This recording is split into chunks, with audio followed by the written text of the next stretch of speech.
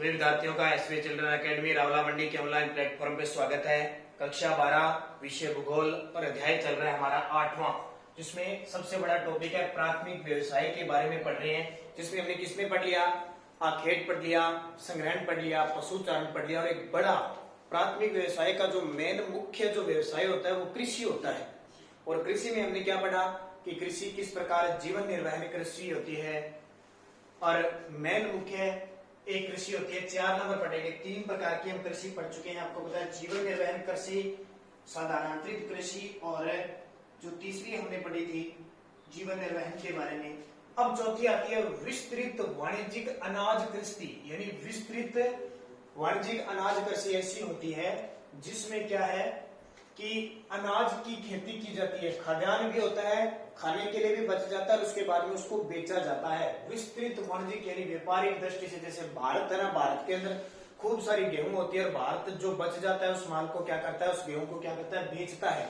तो वो क्या हो गया, विस्तृत, यानी अनाज भी होता है हमारे देश के लिए पर्याप्त है और जो बच जाता है हम उसे क्या करते हैं, जिन देशों को जरूरत होती है उन्हें बेच देते हैं। ठीक है, तो वो क्या कहलाती है, विस्तृत वाणिज्यिक अनाज कृषि। और इसका जो क्षेत्र होता है वो विस्तृत भूमि पर होता है, यानी बहुत बड़े आकार में भूमि जो होती है, यानी गेहूं देख लो बहुत बड़े क्षेत्र में बोई जाती है ना, आकार होता है भूमि जोतों का आकार बहुत बड़ा होता है, यानी बहुत बड़ा आकार है।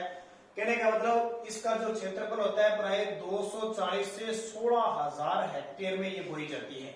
240 से 16,000 हेक्टेयर क्षेत्र में जो वाणिज्यिक कृषि की जाती है। और सबसे बड़ी बात देखो, इसको हाथों से नहीं की जाती, इसके लिए आधुनिक तकनीक अपनाई जाती है। मशीनी बड़े बड़े यंत्र जैसे ट्रैक्टर, हार्वेस्टर, कंबाइन, बड़ी बड़ी जो मशीनें आ चुकी है गेहूं काटने के लिए, सरसों काटने के लिए, चावल काटने के लिए, वो सारी मशीनें प्रयोग की जाती है खेती के लिए। ठीक है, तो मशीनी यंत्रों का आज की जो नई तकनीक है, नई उर्वरक है, उस सब का प्रयोग किया जाता है। मुख्य फसल कौन सी है, मुख्य फसल सबसे जो मुख्य फसल होता है गेहूं, कौन सी है, गेहूं। इसके अलावा जो तिलहन, राई और सरसों, सरसों भी खूब है। ध्यान रखना, हमारे पूरे देश में सबसे ज्यादा सरसों होती है राजस्थान के अंदर, कहां होती है, राजस्थान। और गेहूं सबसे ज्यादा कहां होती है, उत्तर प्रदेश में, उत्तर प्रदेश में होती है। आपसे पूछे विश्व में सबसे ज्यादा गेहूं कहां होती है, तो विश्व में चीन में होती है, 2 नंबर पे भारत में होती है। विश्व में सरसों सबसे ज्यादा चीन में होती है, 2 नंबर पे किस पे होती है, भारत में होती है। भारत में कहां होती है, राजस्थान में होती है। ठीक है, तो ये मुख्य फसल है। इसके बाद देखो, अब इतना बड़ा भंडार होता है, इतना बड़ा अनाज होता है, तो उसके लिए बड़े बड़े गोदामों की जरूरत होती है। आपने मंडियों में देखा होगा, हम जब घर से मंडियों के अंदर गेहूं वगैरह सरसों ले जाते हैं तो बड़े बड़े गोदाम होते हैं ना। ये तो इन मंडियों में छोटे होते हैं वैसे, लेकिन यहां से जब किसी बड़े क्षेत्र में व्यापारिक दृष्टि में जाते हैं तो वहां विशाल प्रकार के गोदाम होते हैं, वहां इनको कवरेज किया जाता है और उनके लिए स्पेशल इस प्रकार की व्यवस्था की है कि वो खराब नहीं होता है, क्योंकि इस माल को, इस जो फसल होती है, इसको विदेशों में भी ले जाना पड़ता है।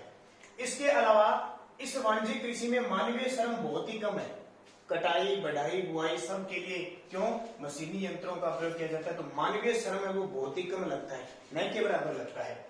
फिर देखो इसमें क्या होता है, प्रति हेक्टेयर उपज तो होती है कम, लेकिन प्रति व्यक्ति उपज अधिक होती है। ठीक है, प्रति हेक्टेयर देखें ना तो उपज बहुत कम होती है, लेकिन व्यक्तियों के हिसाब से देखें तो उपज बहुत है। फिर देखो होती कहां पे, कौन सा क्षेत्र है, शीतोष्ण कटिबंधीय क्षेत्र जो भी आएगा। अब शीतोष्ण कटिबंध का नाम आते ही आपके दिमाग में कितना डिग्री आएगा, लगभग 30 डिग्री से लेकर 45 डिग्री का जो क्षेत्र है वो विश्व में क्या कहलाता है, शीतोष्ण। जैसे हमारा राजस्थान आपको पता होना चाहिए 23 डिग्री से लेकर 30 डिग्री के आसपास आता है, तो हम मानते इसको कहां से हैं, 23.5 डिग्री से मानते हैं। 23.5 डिग्री से 60 डिग्री के बीच कौन सा क्षेत्र कहलाता है, शीतोष्ण कटिबंध। तो जैसे हमारे राजस्थान के अंदर श्री गंगानगर जिले को अन्न का भंडार कहते हैं, तो वहां क्या होती है, गेहूं सबसे ज्यादा होती है, चावल सबसे ज्यादा हनुमानगढ़ में होते हैं। तो हमारा जो ये क्षेत्र है गंगानगर, हनुमानगढ़, यहाँ सबसे ज्यादा अन्न उत्पादन होता है, ये ध्यान रखना। तो हम किस में आते हैं, 23.5 डिग्री से 30 डिग्री के आसपास आते हैं। अब देखो ये शीतोष्ण का कटिबंध जो क्षेत्र है वो क्षेत्र कौन से जहां होती है, देखो मैंने पहले बता दिया आपको, घास के मैदान, स्टेपीज घास के मैदान कहां पे है, यूरोप में भी है और एशिया में है, इसलिए दोनों को मिलाकर इनको कहते हैं यूरेशिया।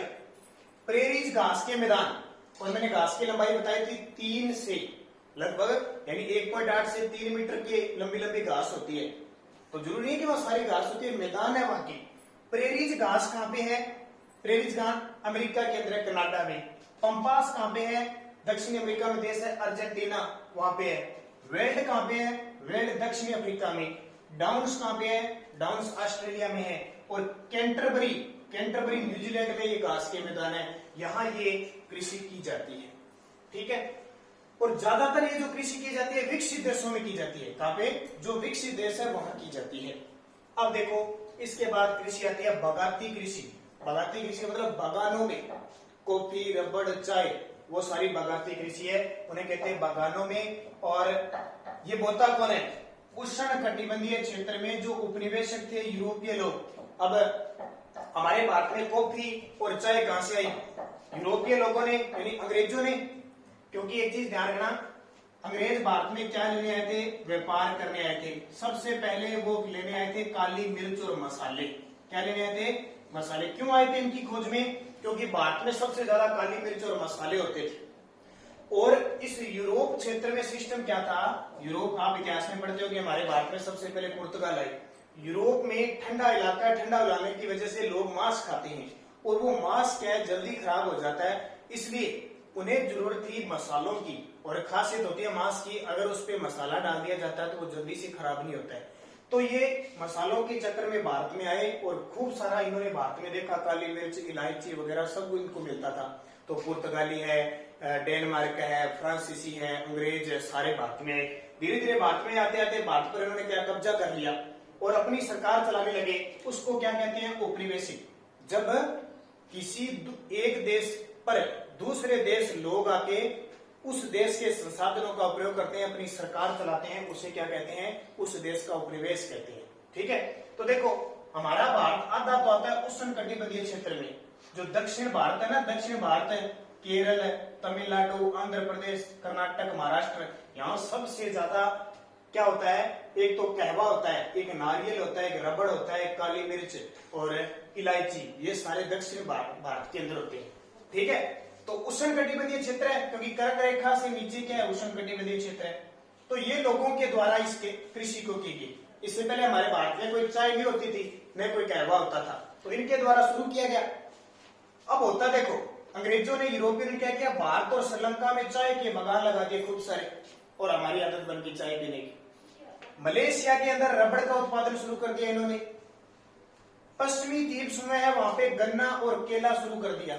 पश्चिमी द्वीप समूह में गन्ना और केला। उसके बाद में फ्रांसीसी, देखो फ्रांस वाले भी आ गए। वो कहां गए? पश्चिमी अफ्रीका में इन्होंने कॉफी और कोकोआ का रोपण करना शुरू कर दिया। कॉफी की तरह ही होती है कोकोआ।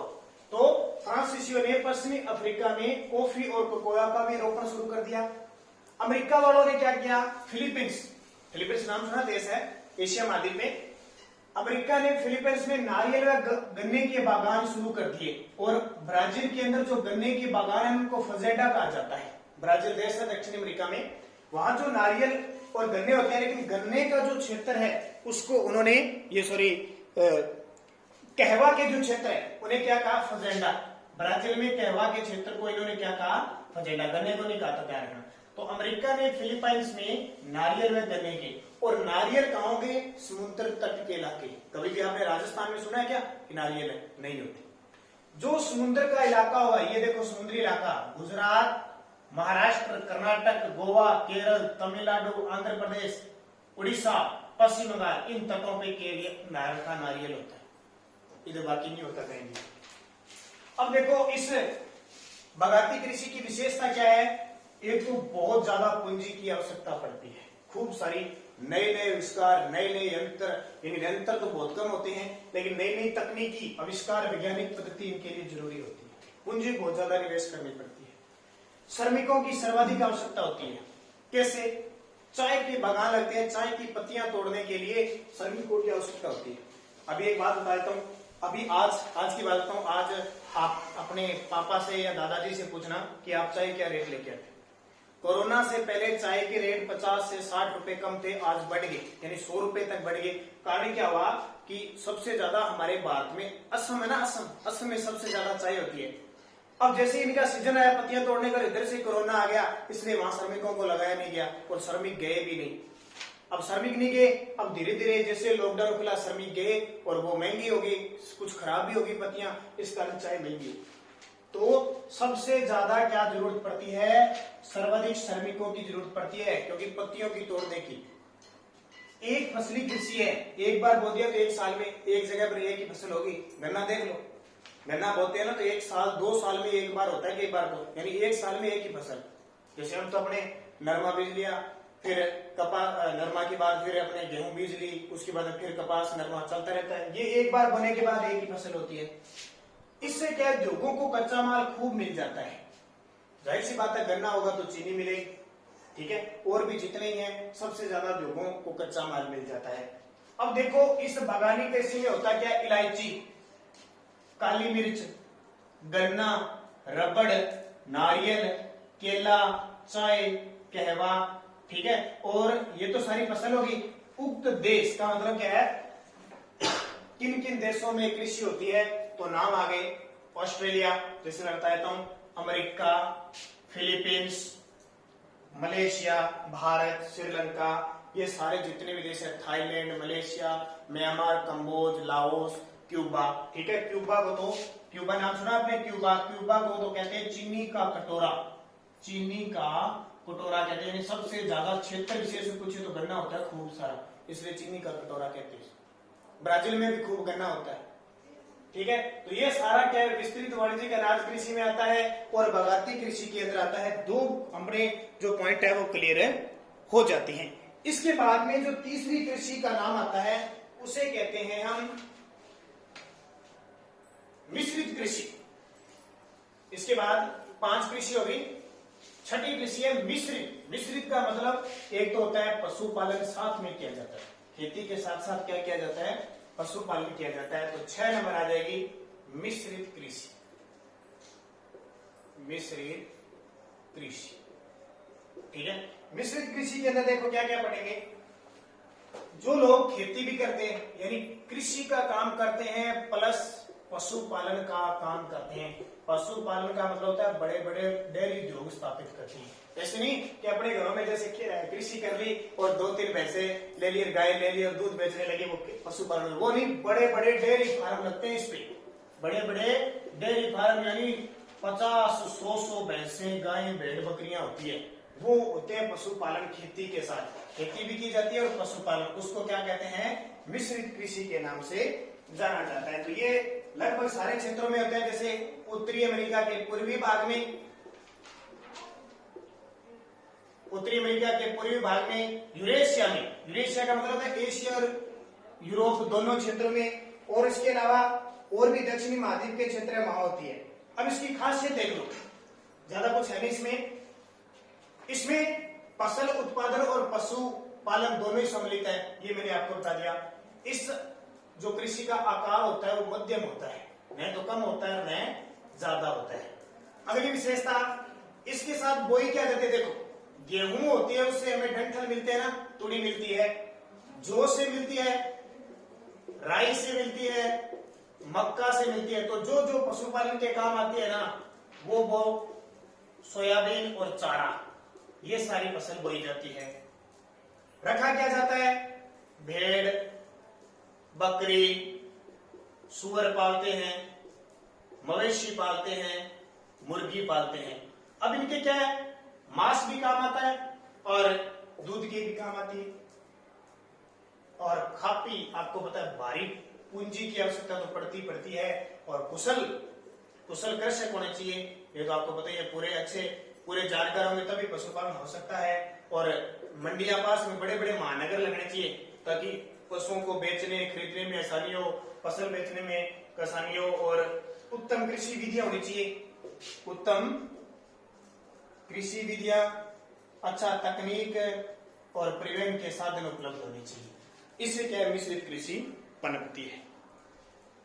ठीक है, समझ में आ गई बात। दोबारा देख लो, जहां कृषि और पशुपालन दोनों एक साथ होते हैं वो मिश्रित कृषि होती है।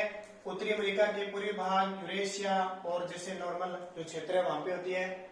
मध्यम जोताकार होते हैं, गेहूं, जौ, राई, मक्का, सोयाबीन और चारा उत्पादित किया जाता है। भेड़, बकरी, सुअर, मवेशी, मुर्गी पाले जाते हैं। भारी पूंजी की आवश्यकता होती है। कुशल और योग्य कृषक होने चाहिए, मेहनती होने चाहिए। महानगर उसके समीप होने चाहिए ताकि पशुओं को बेचे। कृषि के क्षेत्र में कोई भी यंत्र की जरूरत हो यहाँ प्रयोग कर सकते हैं। और उत्तम विधि, तकनीक और परिवहन के साधन उपलब्ध होने चाहिए। तो ये आपकी कृषि कौन सी होगी? मिश्रित कृषि होगी। अब कल 2-3 कृषि हो रहे हैं, उनके बारे में पढ़ेंगे। ट्रक कृषि है, दुग्ध कृषि है, इनके बारे में अगले वीडियो में हम चर्चा करेंगे।